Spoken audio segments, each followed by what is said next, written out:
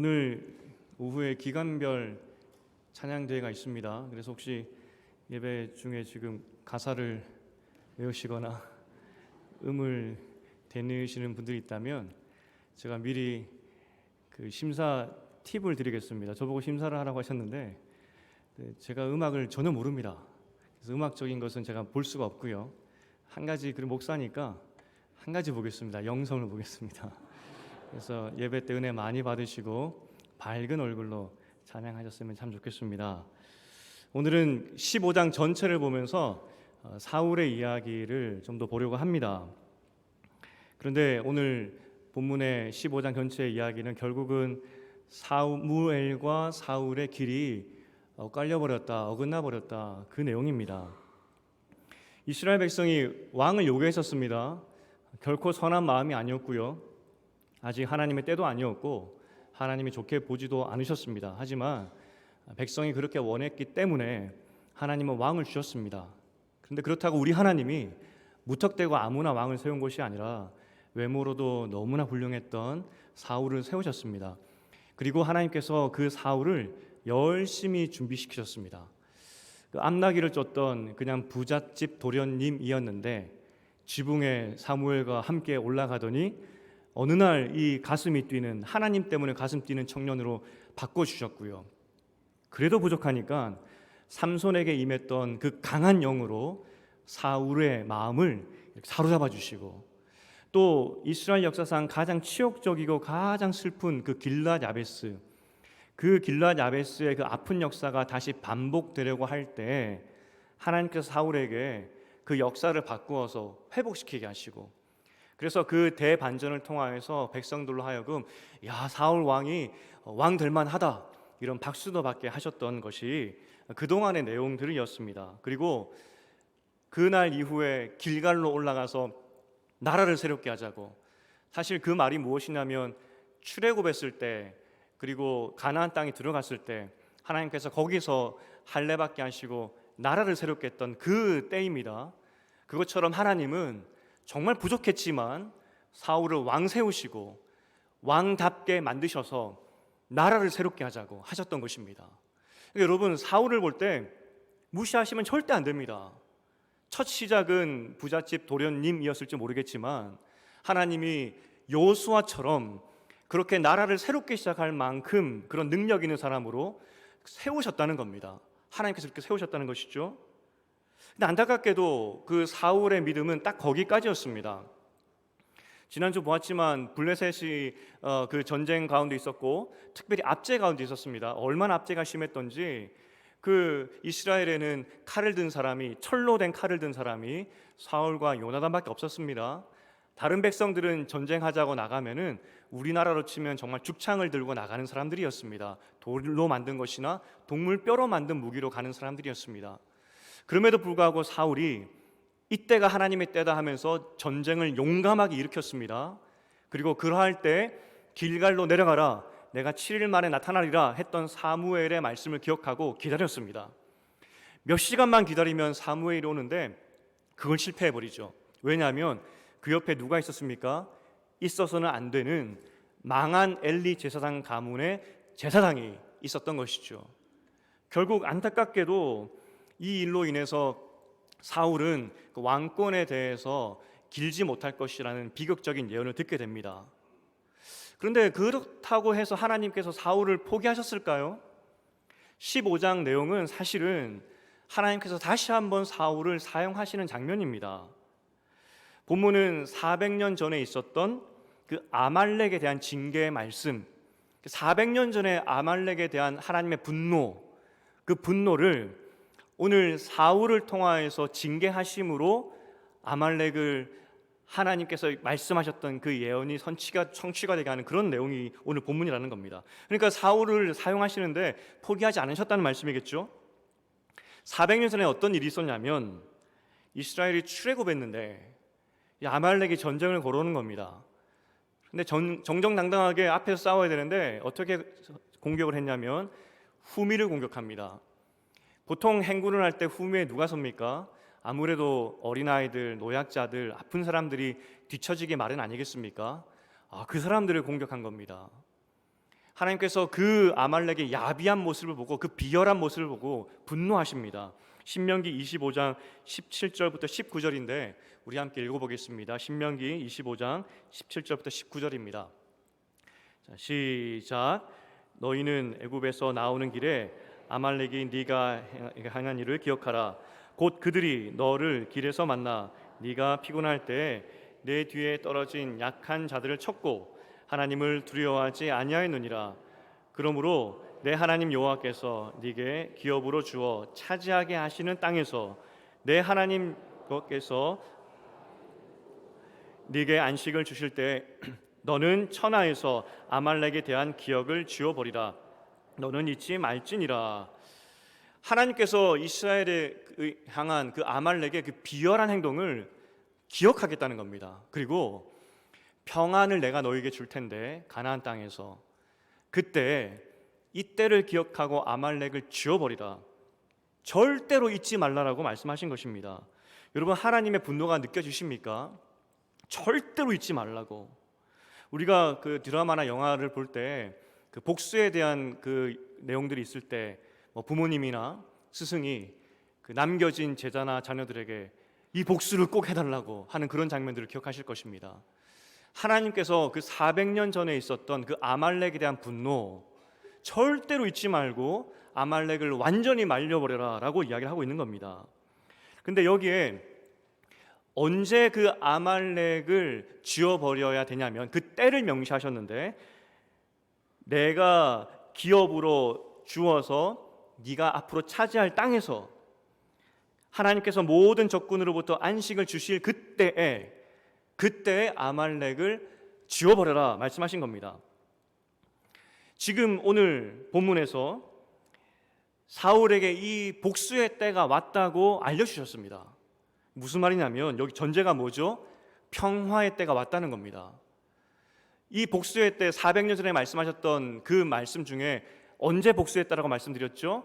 평화할 때, 내가 모든 적군으로부터 너희를 놓아주었을 때 복수하라는 겁니다. 비록 불순종한 사울 왕이었지만 분명한 것은 지금 평화 때입니다. 하나님께서 모든 적들을 물리쳐 주셨고 사울 왕은 평화의 때를 누리고 있었다는 겁니다. 그런데 이 전쟁은 단순히 전쟁이 아니라 하나님의 명예가 달린 겁니다. 400년 전에 하셨던 말씀입니다. 하나님이 일으키셨습니다. 그리고 이 전쟁을 일으키게 하기 위해서 평화도 허락하셨습니다. 400년 전에 말씀하셨던 말씀이 오늘 성취되는 것이기 때문에 이 전쟁의 성패는 하나님의 명예가 달린 겁니다. 400년 전에 그 일 때문에 전쟁을 일으켰는데 저보십시오. 하나님은 신이 아니겠죠. 하나님의 명예가 달린 겁니다. 특별히 이 전쟁이 중요하다는 것은 진멸전이라는 것에 대해서 우리가 알면 그 의미를 잘 알 수가 있습니다. 지금 이스라엘 백성은 옛날 400년 전에 그 조상에게 해코지했던 그 사람을 복수하는 것이 아니라 하나님이 자기 백성을 괴롭힌 그 아말렉을 공격하는 것이고 징계하는 것입니다. 그리고 진멸해버리라는 것이죠. 사무엘상 15장 3절을 보면 우리 함께 읽어보겠습니다. 전쟁의 법이 나옵니다. 시작. 지금 가서 아말렉을 쳐서 그들의 모든 소유를 남기지 말고 진멸하되 우양과 낙타와 나귀를 죽이라 하셨나이다 하니, 하나님의 명령에 지금 전쟁의 형태는 진멸전입니다. 다 죽이라는 겁니다. 심지어 젖먹이 어린아이도 그 갓난쟁이도 다 죽이고 그 땅에 살고 있는 호흡이 붙어있는 것들은 다 죽이라는 겁니다. 우리 생각은 이거 너무 잔인하지 않습니까? 하나님께서 너무 잔인한 방법으로 아말렉을 징계하는 거 아닙니까? 라고 지금 우리 시대에 생각할 수도 있겠습니다.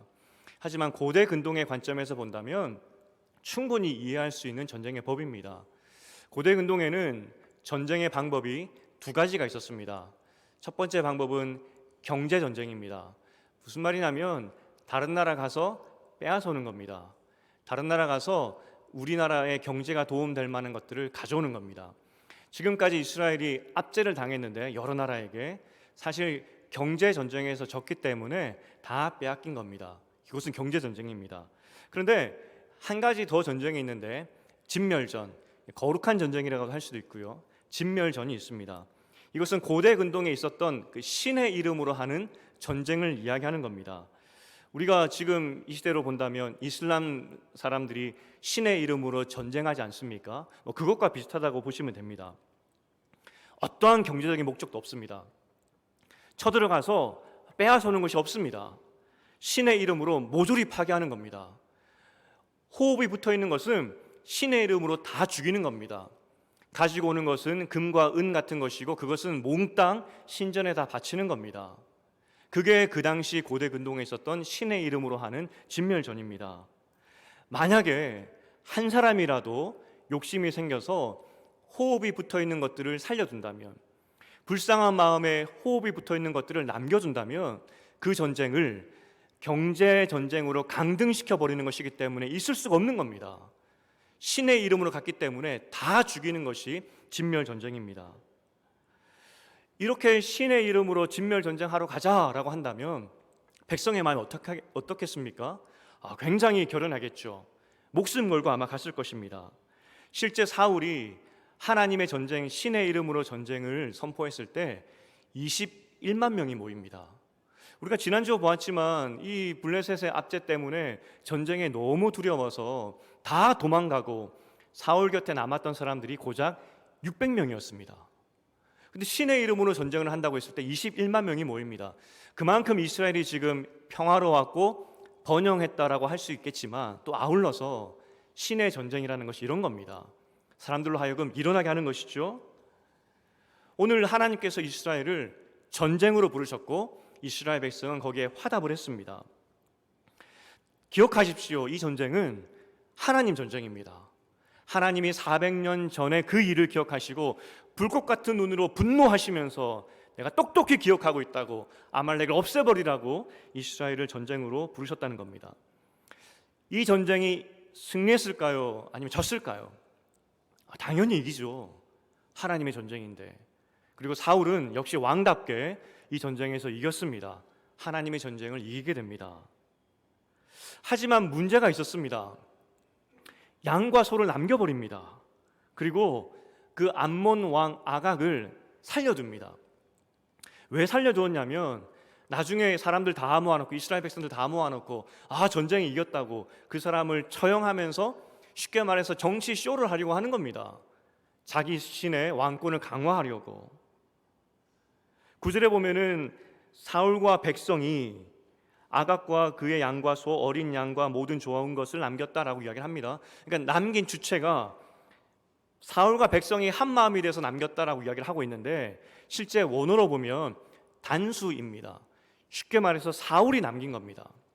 어쩌면 백성들 마음 가운데 아깝다는 생각이 들 수도 있습니다. 살찐 것들 남겨서 이거 우리 경제에 도움되게 하면 얼마나 좋을까, 그렇게 말했을 수도 있습니다. 하지만 이 전쟁은 진멸전입니다. 남기면 안 됩니다. 백성이 그러하다 할지라도 사울이 안 된다라고 이야기했었어야 되는데 실상 남기라라고 명령했던 사람은 사울입니다. 백성이 그렇게 말을 했어도 말렸어야 되는데 실상 남기자라고 명령했던 사람은 사울이었습니다. 전쟁을 다 마치고 나서 하나님께서 사무엘에게 사울이 지금 어떤 짓을 했는지 알려주십니다. 절대로 해서는 안 된 짓을 지금 사울이 하고 있다라고 사무엘에게 알려주십니다. 그리고 11절에서 그 말씀을 하시면서 내가 사울을 왕 삼은 것 후회한다라고. 그리고 이 말을 들은 사무엘은 근심하여 온 밤을 하나님께 기도했다라고 이야기를 합니다. 먼저 하나님이 후회하셨다는 그 말씀, 이게 후회라는 단어가 29번 등장합니다. 말 그대로 후회일 수도 있습니다. 하지만 또 다른 의미가 있는데 슬퍼하다입니다. 아마도 하나님께서 사울을 그렇게 애지중지하면서 이스라엘 왕으로 그 암나기 쫓던 그 평범한 청년을 이스라엘의 위대한 왕으로 세워가셨지만 결국 그 자리에 서지 못하는 사울을 보면서 정말 슬퍼하셨던 것 같습니다. 하나님의 이 슬픔은 사무엘의 기도에도 잘 나옵니다. 사무엘이 근심하면서 온 밤을 하나님께 기도했다라고 하는데 사실 이 근심이라는 단어가 화입니다. 화. 사무엘이 온 밤을 화를 내면서 기도했다는 것이거든요. 그러면 사무엘은 누구를 향해 화를 냈을까? 어쩌면 사울에 대한 화일 수도 있습니다.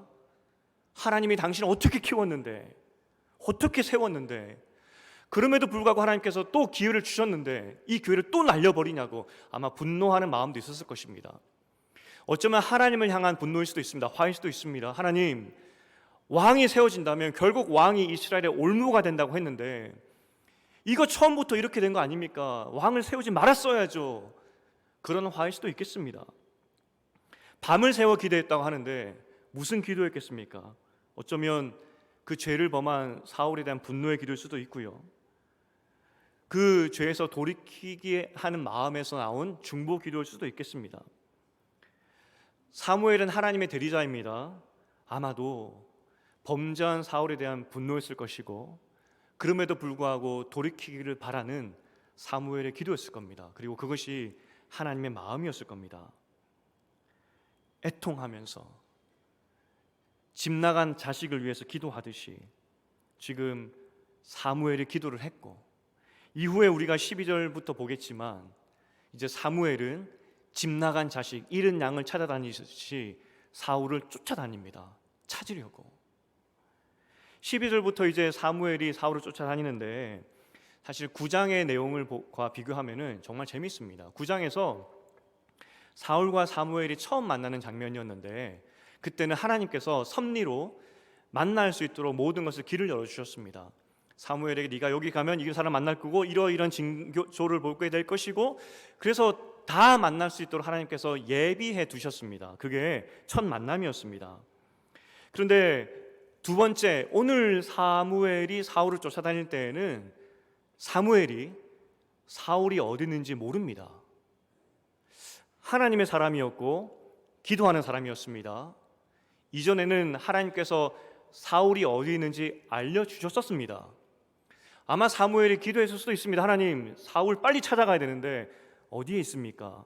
하나님 응답이 없었습니다. 사무엘이 사울을 찾을 수가 없었습니다. 이때 한 사람이 이야기를 합니다. 갈멜에서 사울이 자신을 위해 기념비를 세우고 길갈로 갔습니다. 이야기를 합니다.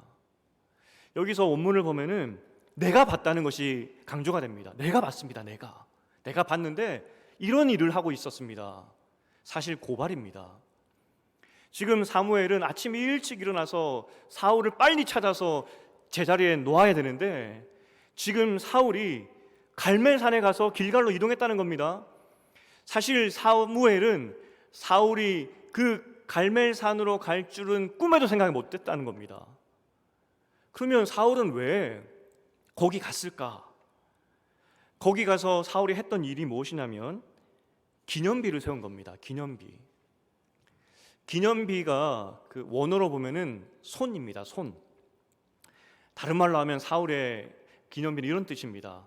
내 손이 이스라엘을 구했다. 실제 구약에서 손이라고 하면 하나님의 손이고 그 손이라고 하면 하나님의 그 손으로 이스라엘을 구했다는 그 표현입니다. 실제 언약궤가 빼앗기고 그 다곤 신상과 그 나라 가운데 하나님께서 징계를 내리셨을 때 어떤 표현을 쓰냐면 하나님의 손이 그 땅을 짓눌렀다 표현하고 있습니다. 하나님의 손이. 실제 하나님의 손이 이스라엘을 아말렉으로부터 그 징계하시고 하나님의 그 말씀을 성취하게 하신 것인데 사울이 이야기합니다. 내 손이 했다고. 내 손이 구원을 주었다고. 하나님의 손이 아니라 내가 구원했다고. 이 전쟁은 하나님의 전쟁이었습니다. 400년 전에 그 사건을 기억하시면서 불꽃 같은 눈으로 분노하시면서 내 백성 건드린 사람 아무도 가만두지 않겠다는 하나님의 전쟁이었습니다. 그런데 사울이 하나님의 손을 대신해서 모든 영광을 가로채버립니다. 이방인들조차도 신의 이름으로 전쟁을 나갔을 때에는 이런 짓 안 합니다. 호흡 있는 것 다 죽이고요, 우리 신이 이기겠다고 기념비를 세우는 것이 이방 사람들이 하는 일입니다. 그런데 이방인도 하는 그 일을 하나님의 사람 사울이 하지 않았다는 겁니다. 이방인들도 진멸전의 의미가 무엇인지 아는데 하나님의 진멸전에서 모든 영광을 가르치는 그 사울, 하나님이 지금 안타깝게 보고 있다는 겁니다. 그래서 사울은 하나님의 전쟁을 먹칠해 버린 겁니다. 온 천하에 하나님의 그 분노의 눈빛을 알려줬었어야 되는데 하나님의 그 진멸전을 경제 전쟁으로 강등시켜 버린 겁니다. 이 일로 결국 사울은 다시 한번 비극적인 예언을 듣게 되죠. 사울이 돌아가려고 합니다. 얼마나 강력하게 사울을 뿌리치면서 사무엘이 갔던지 잡았던 옷이 찢어질 정도로 사무엘이 뿌리치면서 갔던 것이 이 이야기의 마지막 이야기입니다. 그때 사울이 사무엘을 붙잡으면서 간청했던 내용이 있습니다. 15장 30절입니다. 우리 함께 읽어보겠습니다. 시작. 사울이 이르되 내가 범죄하였을지라도 이제 청하옵나니 내 백성들과 장로들 앞과 이스라엘 앞에서 나를 높이사 나와 함께 돌아가서 내가 당신의 하나님 여호와께 경배하게 하소서. 의미가 뭐냐면 당신이 이렇게 가면 내 왕권이 흔들립니다. 지금 사울이 이야기합니다. 내 백성들과 장로들 앞에서. 아니 그 사람들이 어떻게 사울 겁니까? 하나님 것이지. 그런데 이야기합니다.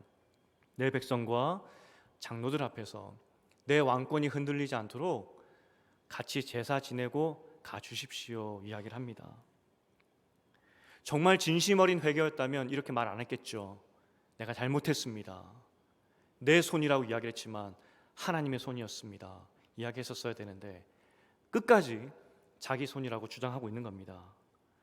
사울은 단 한순간도 이 400년 동안 하나님의 불꽃 같은 눈으로 아말렉을 지켜보시면서 분노하셨던 그 마음을 생각한 적도 없고 하나님이 이 일을 위하여서 그에게 평화 주셨다는 것도 생각한 적도 없고 그저 왕권 그것만 생각했던 것입니다. 다시 12절로 돌아가서 사무엘과 사울의 길은 완전히 어긋나 버립니다. 사무엘은 자기 고향으로 가버리고 사울은 자기 집으로 갑니다. 하나님께서 사울을 부르실 때 안나기만 쫓던 그런 인생이었습니다. 그러한 인생이기에 그를 훈련시키시고 연단시키시고 위대한 왕이 될 수 있도록 하나님께서 기회를 주셨고 또 오늘 다시 한번 기회를 주셨지만 사울이 결국 선택했던 것이 무엇이냐면 또다시 안락입니다. 나에게 양과 소가 있으니 내가 사로잡은 아각 왕이 있으니 나는 그것으로 만족합니다. 너 이제 망했다라는 말을 들어도 너는 이제 끝이야라는 말을 들어도 내 손에 암나귀가 있으니 나는 괜찮습니다. 이것이 사울의 반응이었습니다. 이후에 이제 사무엘과 사울은 갈라집니다. 각자 고향으로 갑니다. 그런데 이 거리가 직선 거리로 얼마가 떨어져 있냐면 4km입니다. 고작 4km. 4km가 떨어진 곳에서 사무엘은 계속 안타까워하면서 사울을 기도했습니다. 만약 정말 사울이 돌이킬 마음이 있었다면 4km 달려가면 됩니다. 그런데 한 번도 사울은 사무엘을 찾아가지 않습니다. 완전히 길이 어긋나 버렸죠. 여러분 그림으로 상상해 보십시오. 12절은 숨바꼭질입니다. 아이가 숨어버렸습니다. 자기 길로 도망가 버렸습니다. 그것을 찾아다니는 사무엘, 하나님의 모습이죠. 이후에 사무엘을 찾지 않았던 사울, 오늘 본문의 그래서 끝은 슬펐다입니다. 하나님과 사무엘이 너무 슬펐다고. 하나님의 이 슬픔을 단 한 사람만 모르는데 그게 누구냐면 사울이었습니다. 사울 빼고 하나님이 얼마나 슬퍼했는지 성경은 지금 말하고 있다는 겁니다. 오늘 말씀을 준비하면서 제 마음 가운데 매주 그렇지만 부담감이 특별히 있었습니다. 우리 성도님들은 어떤 삶을 사실까? 혹시 암나기를 쫓아다니는 그런 인생을 살지는 않을까? 그런 걱정이 들기도 했고요.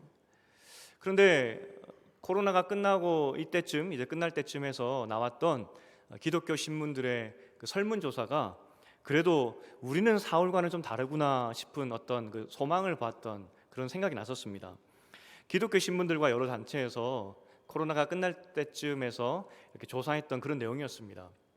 당신은 교회에 무엇을 원하십니까? 그런 질문이었습니다. 그런데 모든 조사 기관의 똑같은 한결같은 답이 무엇이냐면 교회에 원하는 것 1등이 뭐냐면 내 신앙의 회복과 성장이었습니다. 하나님 알려달라는 것이겠죠. 압도적인 1위였습니다. 그게 우리의 마음이라는 겁니다. 사울과는 다르죠. 성경에서 보통 우리의 마음을 유추할 수 있는 모든 예수 믿는 사람들의 기본적인 마인드 세팅을 이해할 수 있는 한 구절이 있는데, 성령이 우리를 위해서 말할 수 없는 탄식으로 기도하신다, 그런 내용입니다. 성령이 왜 우리를 위해 기도하겠습니까? 사무엘이 사울을 위해서 기도했던 이유가 무엇이겠습니까? 암나귀를 쫓아갈 인생이 아닌데 자꾸 쫓아가니까 사무엘이 기도했던 것이고, 또 지금 성령이 우리를 위해 기도하는 거 아니겠습니까? 사실 우리는 사울처럼 계속하여서 그런 유혹을 받습니다. 하나님의 사람이지만 암나귀가 계속 눈에 가고 그것을 찾고 싶은 것이 우리 마음이죠. 그러니까 공통적으로 사무엘과 성령님이 그렇게 기도하고 있다는 겁니다. 그러나 그럼에도 불구하고 우리는 사울과는 다른 것은, 그래도 우리 마음 가운데 하나님 잡아야지, 암나귀가 아니라 하나님 붙들어야지 하는 그 마음이 있기 때문에 우리는 다르다는 겁니다. 오늘 주일날 오신 여러분의 마음도 그럴 것 같습니다. 어떤 마음으로 오셨는지 모르겠지만 그래도 기본적인 마음이 하나님 뜻대로 사는 것이 맞는데, 이 나그네 삶 가운데 하나님 붙잡고 사는 것이 맞는데 그 마음 회복하려고 오신 건 아니겠습니까? 제가 대학생 때 읽었던 에세이가 생각이 났습니다. 많은 책들이 있었지만 그 에세이의 그 한 토막의 이야기가 제 마음 가운데 지금도 남아 있습니다. 그 어떤 내용이었냐면, 저자가 고등학교 때 있었던 그 경험했던 이야기입니다. 그분 집에 그 문칸방 쪽, 그러니까 대문 옆에 조그마한 방에 3살배기 아이가 있는 부부가 살았다고 합니다.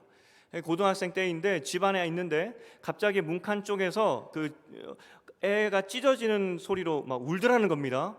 그래서 쫓아나가 봤더니 그 대문 옆에 옛날에 보면은 뭐 그 가축 같은 걸 많이 키웠지 않습니까? 그 닭 같은 거, 닭장이 있었대요.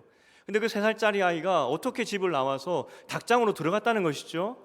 닭장에 들어가니까 닭이 가만히 있습니까? 막 회를 치고 난리 쳤겠죠. 어쩌면 그 중에서는 공격하는 그런 닭도 있었을 겁니다. 그 모습에 너무나 아이가 무서워서 그래서 울었다는 겁니다. 얻는 그 고등학생 그 저자가 그때 그 아이를 꺼내서 이렇게 들어 올리는데, 그 3살짜리 아이가 살겠다고 자기를 꼭 껴안는데 그 3살짜리 아이의 힘이 얼마나 세든지 그 3살짜리 아이의 힘을 잊을 수가 없다는 겁니다. 살려고 자기를 꼭 껴안았던 그 3살짜리 아이. 어쩌면 우리 영혼이 이런 모습일 것 같습니다. 하나님 앞에 붙어있는 것이 사는 길인데 성령이 말할 수 없는 탄식으로 우리 영혼을 위해 기도하고 하나님 붙잡아 보려고 하는 그 마음, 그 마음으로 여기 오신 거 아니겠습니까? 나 좀 살려달라고, 하나님 붙잡고 싶다고.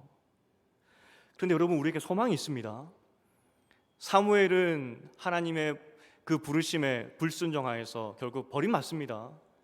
하지만 그럼에도 불구하고 하나님이 정말 사울이 싫었다면, 회개하지 않는 그 모습을 보면서 분노하셨다면 그날로 죽이셨을 것입니다.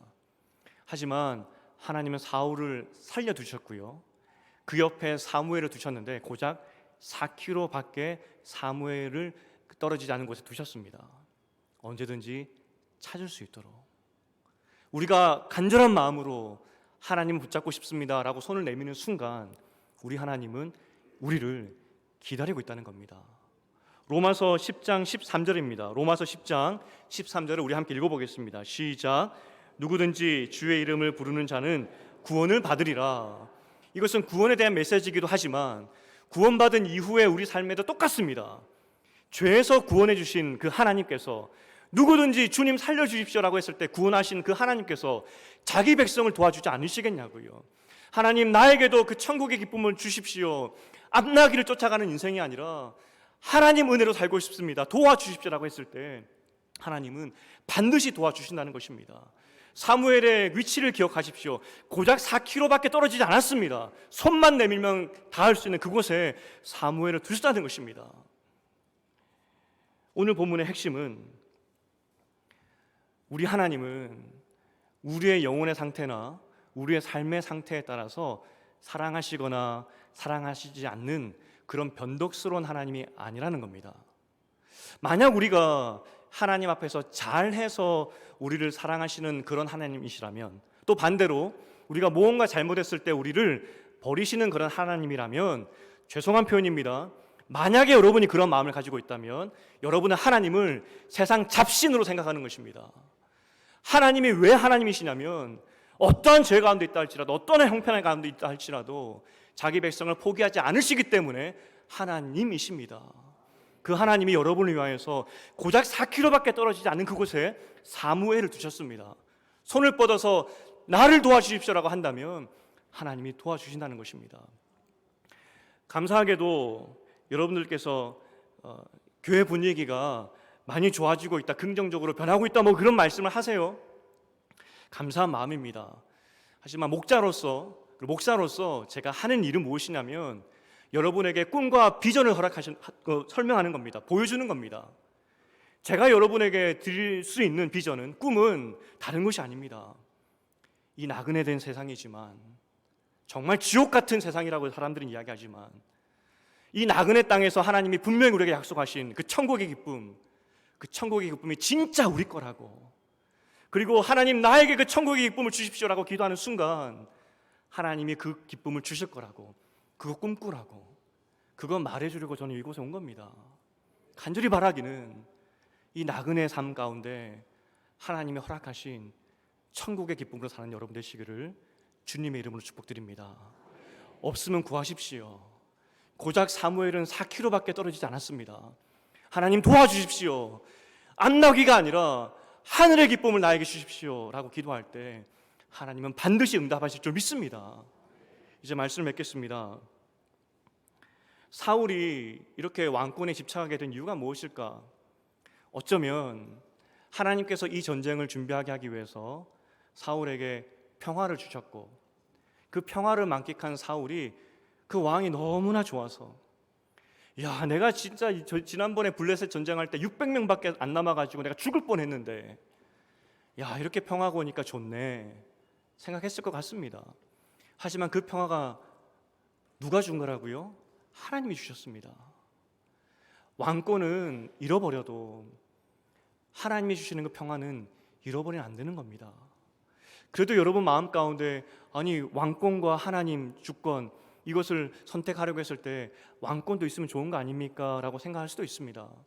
어떻게 사울이 왕권 내던지고 하나님 선택하겠습니까? 그건 너무 힘든 결단 아닙니까? 라고 그렇게 생각하시는 분도 계실 것 같습니다. 하지만 우리가 이제 찬양을 드릴 텐데 412장 가사 중에 이런 가사가 있습니다.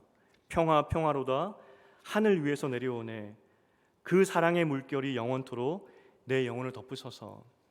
세상에는 왕이 되었을 때 누릴 수 있는 평화가 있습니다. 잘 살 때 누릴 수 있는 평화도 있습니다. 하지만 하늘에서 내려오는 평화도 있습니다.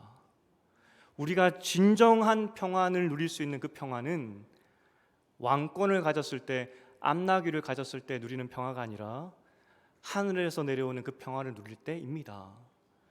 우리가 구할 것은 암나귀가 아니라 하나님, 주님께서 약속하신 그 하늘의 평화를 나에게 주시옵소서. 우리가 이것을 구할 때 하나님은 우리와 4km밖에 떨어져 있지 않습니다. 반드시 응답하실 것입니다.